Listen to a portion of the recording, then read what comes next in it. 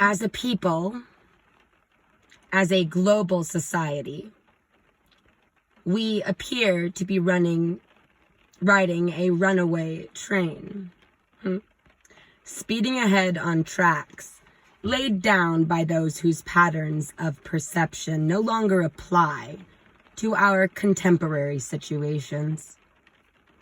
We are headed towards an unknown destination, and very often seem to be traveling in circles. Due to changing magnetics and shifting polarities, the compasses we once relied upon and the perceptions handed down through the generations have altered, resulting in new perceptions of our manifested reality. We are in conflict with the external world, and at most times in complete denial of this conflict. We find ourselves caught in a labyrinth whereby we keep recreating the patterns over and over, watching ending after ending. Illusion always has an ending. It is built into the dream, the eventual temporality. There is no forever pathway being incorporated into the course of human evolution. For those who rely upon the existing structure for their source of inner strength, these are very hard times indeed. For those who cannot flow through their changes of circumstance, these are times where the struggle and the friction of change will bring about great pain. The Buddhists have a saying that applies to all times. It is the tendency of the limited mind to cling to which brings about pain and suffering. We have been repeating our actions for so long, we have become enmeshed in the patterns. It is time to break our addictions to outmoded perceptions and patterns of existence before we become lost in the flood. It is a time where we must break with traditions that limit our realities. The concepts of the world religions were not created by the God I am. They were created by men. They were then, for the most part, custom tailored by the reigning lords of power of that day to accommodate a specific social doctrine or political order. But it isn't working. It never did. It just recycled old movies. Their dogmas and archaic doctrines can only be enforced through force. Life force, yo. So, we solve each situation that ends up in failure by resorting to war. Religious wars. My concepts against your concepts. It may be helpful to consult the existing definitions. This is the current definition of the world religion in Webster's dictionary. Religion, R-E-L-I, split it up, G-I-O-N, coming from the Latin root religio, supernatural, constraint, sanctioned religious practice. Perfregere, to restrain or tie back. That's what it means. Archaic, scrupulous conformity, a cause, principle, or belief system held to an order and faith.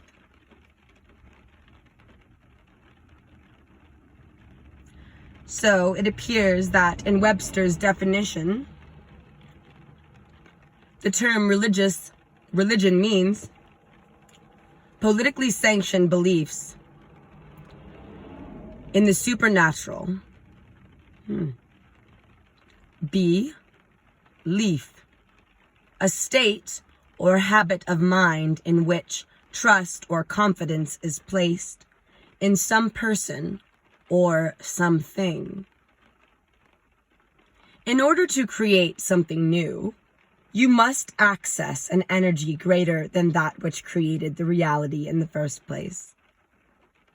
There is a new awareness that is being birthed in spite of the negative intentions that is being hurled against it. It will continue to swell and grow because it is life itself, seeking itself. Conditions are no longer conducive to healthy, joyful realization of self. We are no longer learning. Evolution has been stilted. We have come to an almost complete stop, and unfortunately, in many areas, we are regressing. I resonate with that. Life as we know it, as we have known it, is fast reaching a precipice where it must change in order to continue. Science calls this event taking a jump. Life must take a leap and become something beyond what it is presently, to adapt to its changing environment. It is how the whole world game works, how it changes, how each one of us changes, is a matter of choice.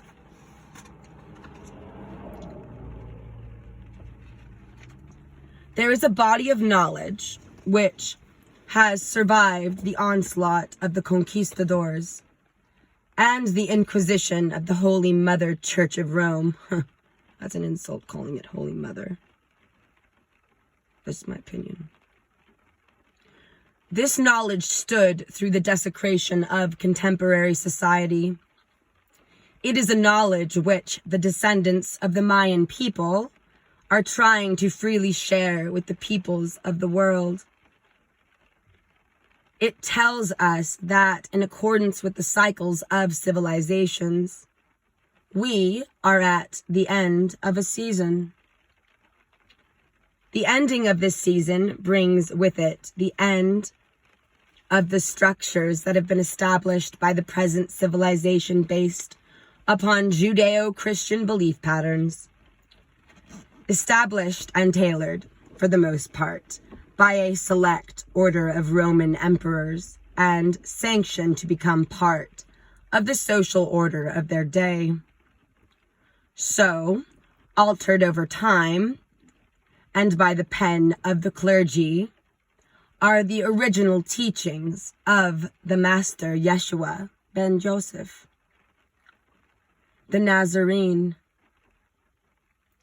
That as they exist in available text today, they contain less than 1/4 of their original content. This we can tell from comparing various texts around the Mediterranean area, Persia, Egypt, and even into India and the apostolic order of Thomas, the apostolic. Got it. The mention of the existence of this great teacher to the peoples of our lands, including Tibet, has all but been eradicated from the writings accessible to the common individual. The position of women in the established hierarchy of holy beings has also been manipulated by organized religions. Women have been kept to their allocated roles as inferior beings for the sake of preserving the established patriarchies of the sanctioned religions. To separate woman from spiritual expression of ceremony is to deny the very nature of the Creator.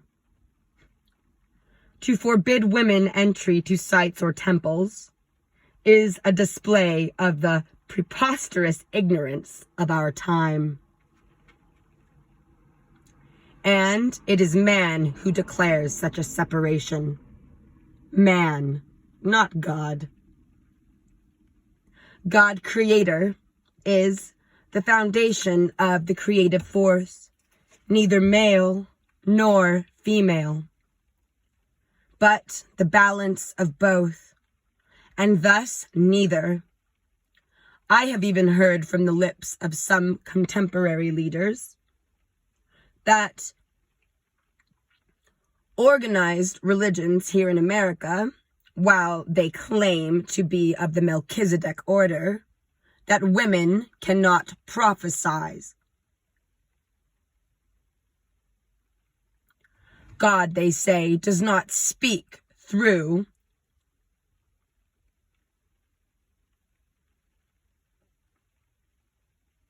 women. How about that? Do they say that? They be lying. Straight up lies.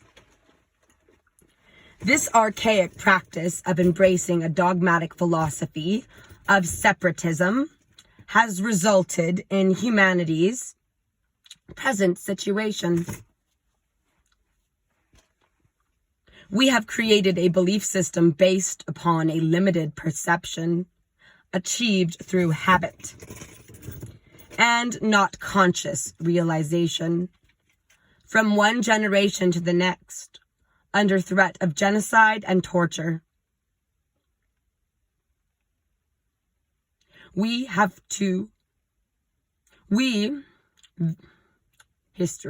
story, has twisted the divine principles of a limitless and loving supreme being who holds no one separate, above or below another, regardless of even their galactic heritage. We are rapidly approaching a time where these ancient forms of dogmatic enslavement will perish and be exposed for the illusions they are. If the chains of tradition hold one back from embracing the divine truths of creation, then we are better off seeking our own wisdom and understanding of spiritual truths from nature and from within ourselves. The wilderness has been long known as the great teacher to poets and sages alike. We can turn to nature at any time.